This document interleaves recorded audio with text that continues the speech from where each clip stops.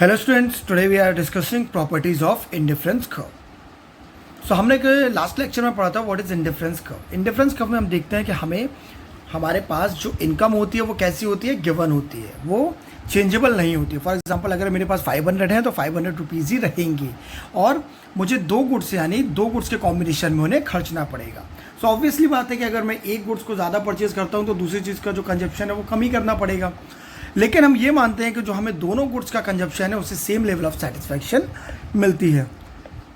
अब हम देखेंगे properties of indifference curve. So first property of indifference curve is IC slope downward, यानी कि जो हमारा आईसी स्लोप है वो कैसा है, डाउनवर्ड।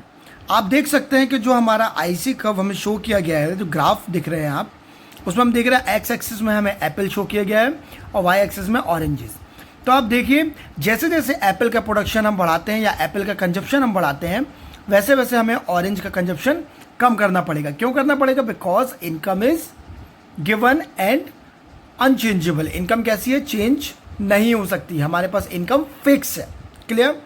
तो आईसी जो स्लोप है वो डाउनवर्ड इसलिए जाता है कि वो जैसे जैसे हम एक गुड्स का कंजप्शन बढ़ाते हैं हमें दूसरे गुड्स का कंजप्शन ऑटोमेटिकली कम करना पड़ता है।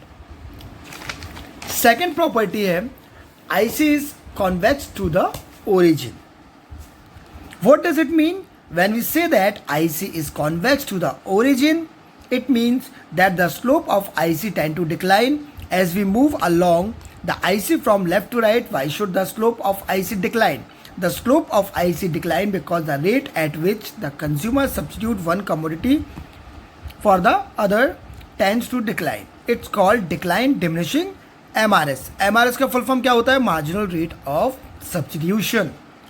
इट मीन्स हम देखते हैं कि जो आईसी कर्व होता है वो ओरिजिन से कैसा होता है, कॉन्वेक्स। कॉन्वेक्स क्यों होता है? क्योंकि वो ये बताता है जब हम एक गुड्स का कंजप्शन बढ़ाते हैं तो दूसरे गुड्स का कंजप्शन हमें ऑटोमेटिकली कम करना पड़ता है, जो शो क्या करता है, डिक्लाइन।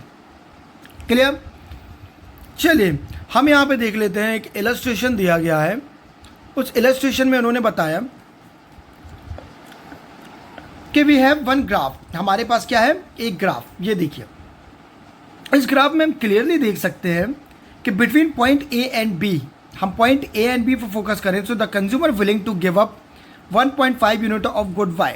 जो कंज्यूमर है वो गुड वाई की 1.5 यूनिट गिव अप कर रहा है। क्यों कर रहा है? क्योंकि उसे गुड एक्स की 1 मोर यूनिट परचेज करनी है, क्योंकि उसे गुड्स एक्स की 1 मोर यूनिट परचेज करनी है। देखिए अगर हम पॉइंट ए और बी देखें तो कंज्यूमर अपना 6 से 4.5 पे आ गया, यानी 1.5 उसने जो अपना कंजप्शन है वो कम कर दिया। क्यों कर दिया? क्योंकि जो हमारा गुड एक्स है वो 2 से 3 हो गया, यानी एक यूनिट हमने उसकी बढ़ा दी। क्लियर? तो हमें समझ में आया कि जो हमारा MRS है यानी मार्जिनल रेट ऑफ सब्स्टिट्यूशन वो डिक्रीज क्यों होता है, क्योंकि जैसे जैसे हम एक गुड्स का कंजप्शन बढ़ाते हैं तो दूसरे गुड्स का कंजप्शन ऑटोमेटिकली कम करना पड़ता है। क्लियर? चलिए अब हम देखते हैं हमारी थर्ड प्रॉपर्टी। तो जो हमारी थर्ड प्रॉपर्टी है वो हमें बताती है higher IC shows higher level of satisfaction.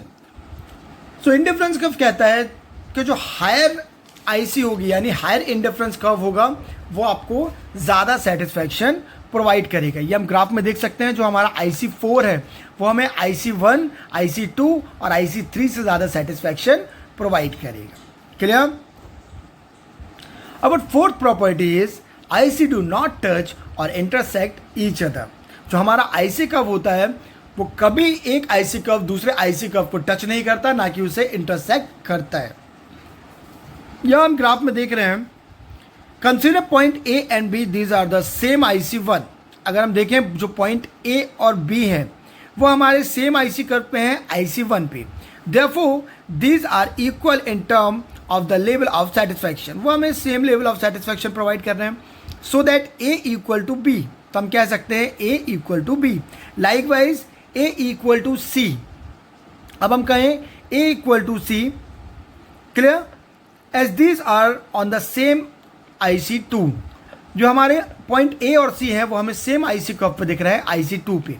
So since A equal to B, अगर हम देखें तो A इक्वल टू B है और A इक्वल टू C है, we can conduct that B equal to C क्या हम ये मान सकते हैं कि B इक्वल टू सी है?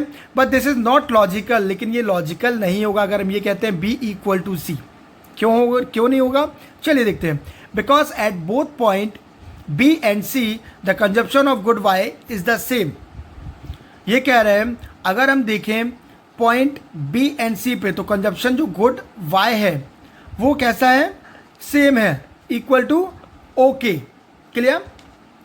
जो गुड हमारा गुड Y है उसका कंजप्शन कितना है? ओके। हम ग्राफ में देख सकते हैं। But at C the consumption of good X equal to K C. लेकिन अगर हम बात करें जो हमारा C है, ठीक है, वो किसका कंजप्शन है? गुड X का, जो कि हमें ये बताता है के सी। देखिए आप, हमें पॉइंट सी शो हो रहा है, के C is greater than at B। तो जो हमारा के सी है वो के बी से ज़्यादा है। तो इससे हमें यह पता चलता है कि हमें same level of satisfaction provide नहीं कर रहा है। क्लियर? चलिए, अब हमारा जो लास्ट प्रॉपर्टी है वो ये है IC does not touch X axis और Y एक्सिस। जो हमारा इंडिफरेंस कब होता है? कभी वो X एक्सिस या Y एक्सिस को टच नहीं करता। क्यों नहीं करता? This is because IC analysis consider the consumption of two goods. If IC touch Y axis it would mean that the consumption of good X is zero. क्योंकि अगर जो हमारा IC कब है वो अगर Y एक्सिस को टच करेगा, ठीक है, तो इससे हम क्या मानेंगे? जो हमारा X एक्सिस का प्रोडक्शन है वो जीरो है। लेकिन कभी भी हमारा इंडिफरेंस कफ हमें जीरो प्रोडक्शन नहीं बताएगा, जीरो कंजप्शन नहीं बताएगा। क्यों नहीं बताएगा? क्योंकि हमारे पास इनकम गिवन है, फिक्स्ड है, और हमें वो दो गुड्स में ही एक्सपेंड करनी है। क्लियर? इसलिए हम किसी एक का भी कंजप्शन जीरो नहीं कर सकते। सो ये थी हमारी इंडिफरेंस कफ की प्रॉपर्टी। आई होप आपको समझ में आई होगी। Thank you.